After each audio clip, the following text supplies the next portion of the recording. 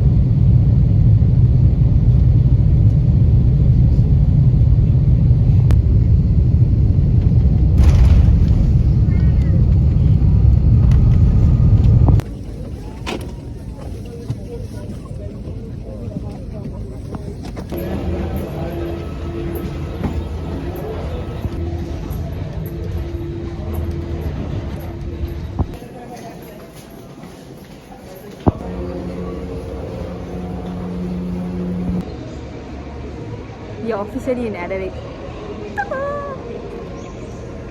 நடுங்குது எனக்கு. இல்லை, not that, but 9 degrees Celsius சொன்னாங்க, but it's still bearable. Oh no, it's not bearable.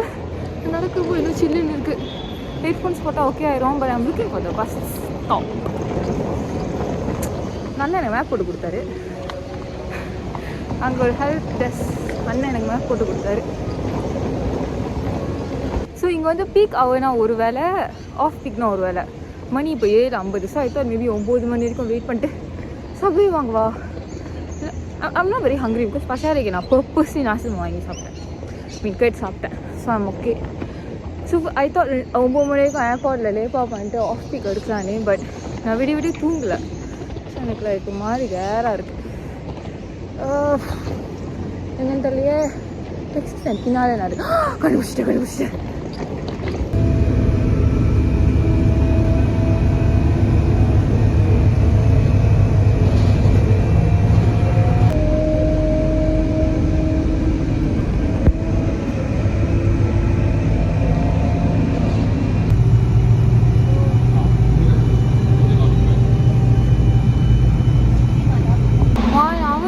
வழியாக ட்ராவல் பண்ணி இறங்கியாச்சு. இப்போ நடந்து போவோம் அக்கமடேஷனுக்கு. இந்த டிசைடு கூட தெரியாதே.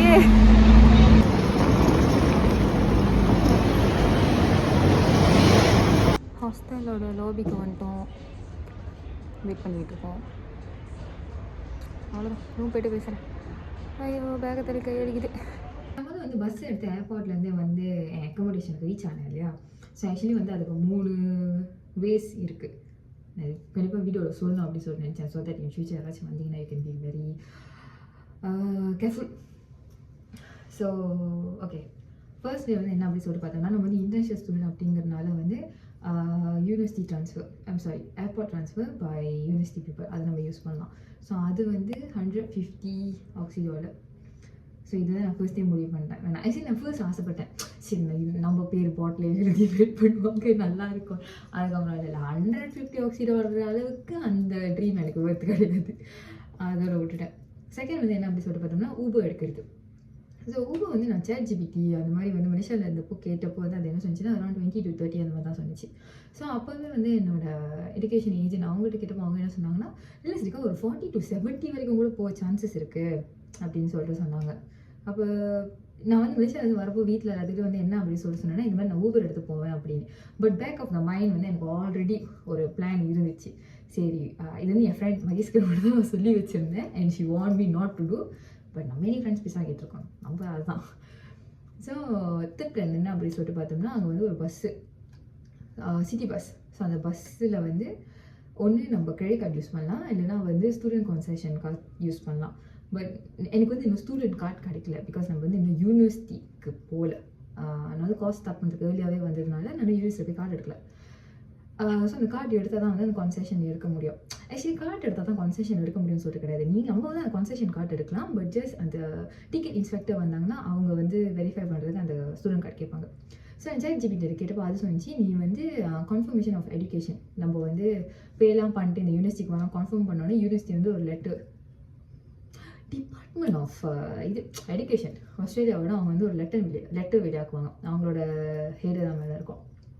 ஸோ அதை வச்சு நீ வந்து இன்ஸ்பெக்டர்கிட்ட சொல்லலாம் அப்படின்னு சொல்லி ChatGPT சொன்னிச்சு. அது வந்து ஒரு இஷ்யூ ஆகாதுன்னு.